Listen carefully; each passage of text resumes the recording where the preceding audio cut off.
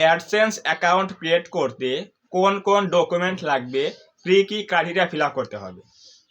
আমরা যারা ইউটিউবে কাজ করি, আমরা যারা নতুন ইউটিউবার রয়েছি, আমাদের কিন্তু মনিটাইজেশন পাওয়ার জন্য একটা জিনিস অবশ্যই লাগবে, সেটা হচ্ছে কি অ্যাডসেন্স অ্যাকাউন্ট লাগবে। তো আমরা অনেকেই কনফিউশনে থাকি যে অ্যাডসেন্স অ্যাকাউন্ট খুলতে কি জিনিস লাগবে। তো আজকে এই ভিডিওতে সম্পূর্ণ বিষয়ে আলোচনা করব অ্যাডসেন্স অ্যাকাউন্টের বিষয়ে। সো অবশ্যই যদি আপনি একজন ইউটিউবার হয়ে থাকেন তাহলে অবশ্যই আজকের ভিডিওটা আপনার জন্য অনেক অনেক হেল্পফুল একটা ভিডিও। সো অবশ্যই ভিডিওটা প্রথম থেকে শেষ পর্যন্ত কন্টিনিউ করলে এই যে অ্যাডসেন্স বিষয়ে সমস্যাটা রয়েছে সব জানতে পারবেন। সো আমরা এখন যাচ্ছি মূল আলোচনা। অ্যাডসেন্স অ্যাকাউন্ট যার কাজ হচ্ছে আমাদের ইউটিউবের আর্নিংগুলো সেখানে গিয়ে জমা হয় এবং অ্যাডসেন্স থেকে আমরা সেই আর্নিংগুলো ব্যাংকের মাধ্যমে নিয়ে আসতে পারি। তাহলে আমরা যখন অ্যাডসেন্স অ্যাকাউন্ট খুলবো, অনেকে আমরা ভুল করে ফেলি। এই ভুলটার জন্য কিন্তু আমাদের পেমেন্ট কিন্তু হাতে পাই না।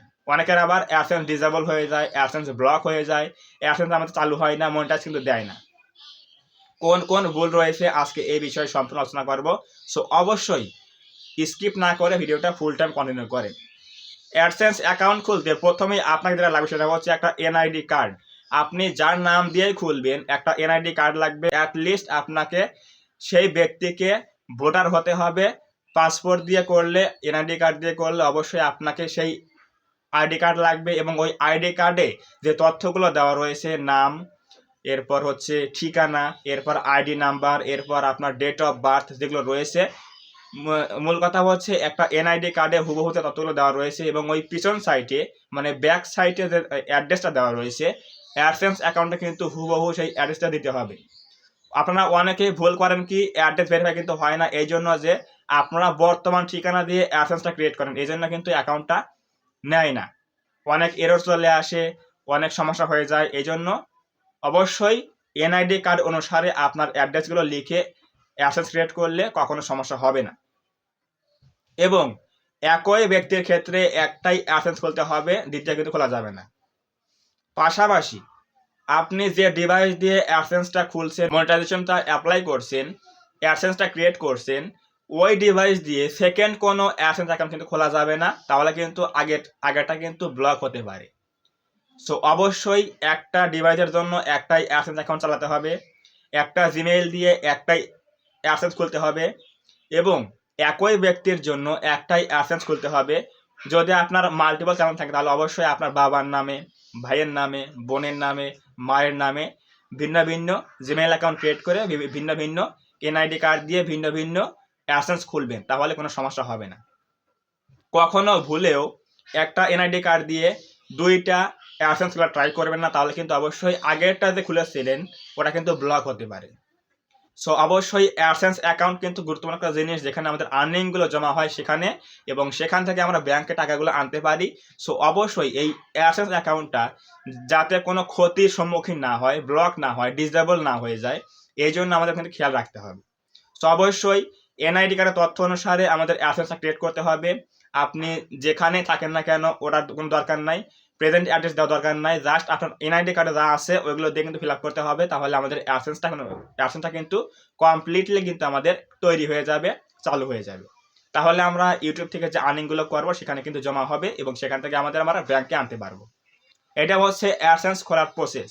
এবং এই অ্যাডসেন্স কীভাবে নষ্ট হয় বা ডিসেবল হতে পারে এর কিছু আলোচনা আমি করি। সেগুলো হচ্ছে কি, যখন আপনি মনিটাইজেশন পাবেন চ্যানেলের মধ্যে, তখন অবশ্যই ভিডিওতে নিজের ভিডিও নিজে ক্লিক করা যাবে না, দেখা যাবে না, অ্যাডে ক্লিক করা যাবে না। যদি আপনি অ্যাডে ক্লিক করেন তাহলে কিন্তু আপনার অ্যাডসেন্সটা কিন্তু ব্লক হতে পারে, কারণ আপনার একই ডিভাইস আপনি অ্যাডসেন্স খুলেছেন এবং সেখানে ভিডিও দেখছেন, অ্যাডে ক্লিক করেছেন, এই জন্য কিন্তু ওই অ্যাডসেন্সের মধ্যে সিটিআর আছে, ক্লিক থ্রু রেট রয়েছে, এটা কিন্তু হাই হয়ে গেলে অ্যাডসেন্সটা কিন্তু ব্লক হয়ে যাবে।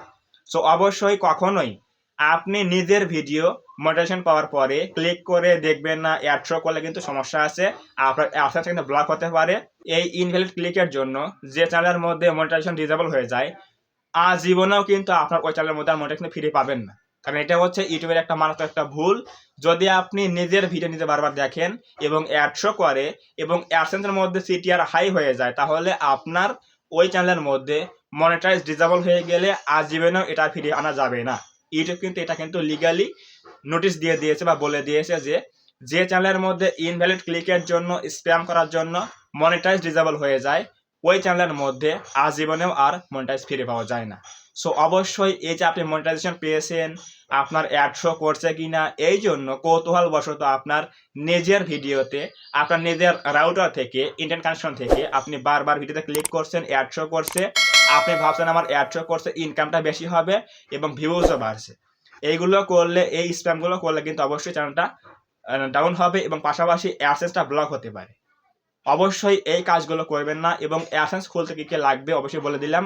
এনআইডি কার্ড লাগবে, ব্যক্তিকে অবশ্যই 18 বছর হতে হবে, ভোটার হতে হবে এবং এনআইডি কার্ডের অ্যাড্রেস অনুসারে অ্যাডসেন্সটা ক্রিয়েট করলে আপনি সহজেই অ্যাডসেন্সটা খুলতে পারবেন। সো আশা করি বুঝতে পারছেন কী বিষয়ে আলোচনা করলাম এবং অ্যাডসেন্স খুলতে কী কী লাগবে অবশ্যই বুঝে গেলেন।